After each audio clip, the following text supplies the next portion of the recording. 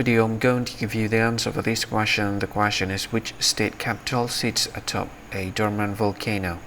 Well, I'll give you the answer for this question, and the correct answer for one, I'll give you a list of the options. First one is Helena, second option is Jackson, the third option is Salim, and the last option is Olympia.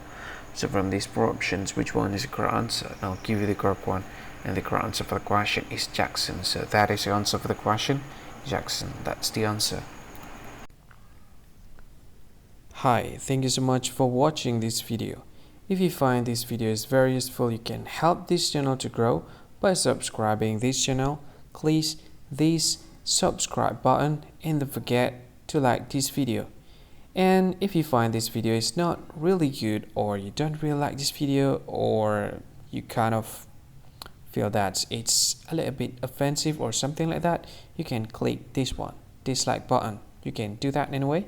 And if you want to share this video with your friend, you can share it by clicking this share button, and you can share it to any social media that you wish that is currently available at this time, like Facebook, Twitter, LinkedIn, and many others, right?